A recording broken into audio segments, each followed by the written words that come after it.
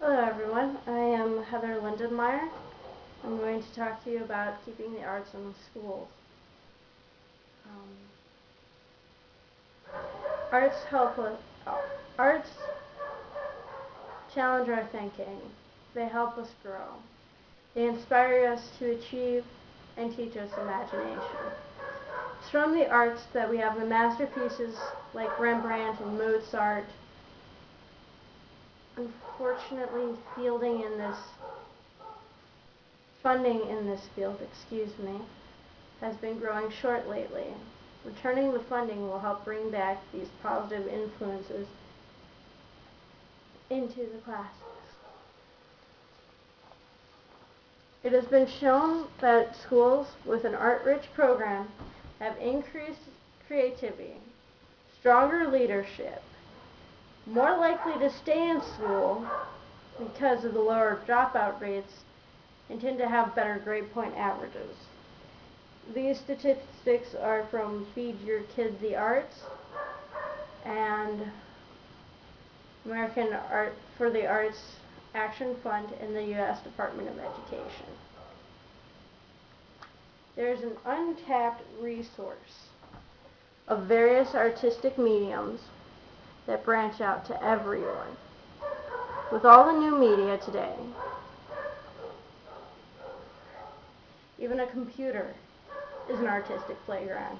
Our children learn through activities and playing and arts and creativity.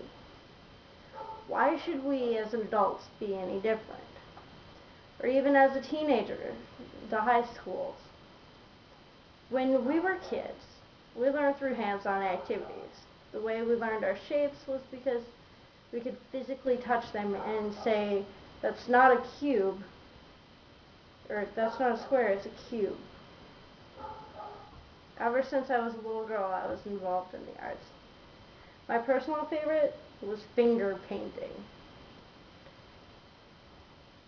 I have always believed in the power of Crayola, and it is something that I try to bring into with my toddler. There are so many arts to get involved in. There's the visual arts, the theatrical arts. There's trade crafts like sewing, candle making. There's even those for more physically inclined, such as dance or martial arts. And if you really have no interest in any of those, there's always the culinary, which you can cook up in your own kitchen.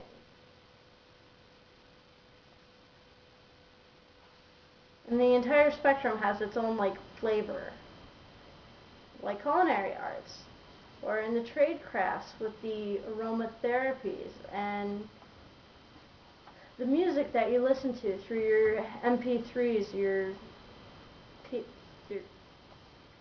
CDs, your iPods. Those are the musical arts.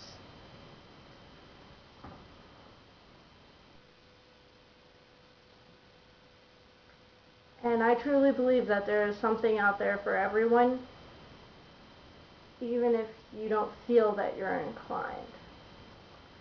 Since the 1980s, America has changed its focus from a classical educational system that has taught a wide range of subjects that one has become obsessed with math and science.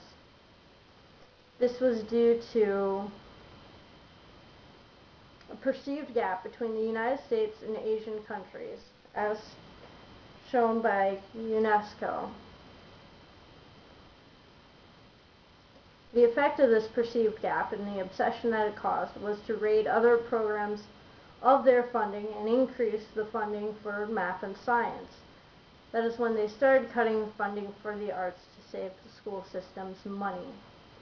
What they don't seem to understand is due to the artistic influence, students are also 4 times likely to participate in a math and science fair, have a little bit better score on standardized tests, as I mentioned earlier from the American for the Arts Action Fund. From this push for math and science, one solution was no child left behind. But was it really an answer? Statistics show that a boy of today must attend school 11 years in order to receive as much education as the boy of 50 years ago received in 8. The National Education Commission on Time and Learning echoed the complaint 100 years later. That's from Education Next. In my personal opinion, I don't think that No Child Left Behind was a success at all, but another solution has to be sought out. There's only so much time that a school can put into the day. There's only 24 hours, and not all of that you're going to want your kid to go to school for. So, I present a solution to this. Take all of these arts that I just mentioned and apply them. Take your hands-on activities for math and science. My teacher for science was also my art teacher. It just happened to work that way. She gave us a brick of blue clay and a brick of red clay, and we actually had to mold and form the heart, the physical heart of a human body in anatomy and physiology, and we had to label all of it. Now, I can still to this day remember over half of the little ventricles, and that's just in one application. If you want to work on history, put on a play. Get your kids involved in it. It'll come out better in the end. Pink Floyd saw this day coming when arts would be removed and individuality taken away. And they assembled a rock opera depicting the story of a little boy who wrote poetry and was mocked for it. He then joined the military and lost all of his spark of creativity, individuality.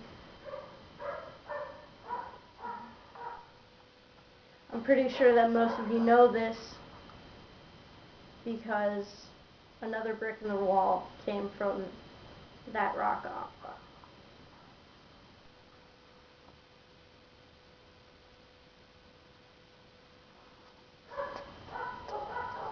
Arts help us think, they help us grow, they inspire us to achieve, teach us some remarkable and character-building things, help us to be leaders. And it's a tragedy that funding in this field has been growing short as of late. Returning the funding and bringing back these positive influences into the class will help not only our students, but our future as well.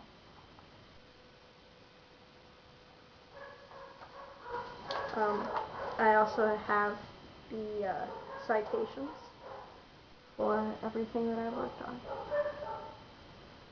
So, thank you for your time. Take care.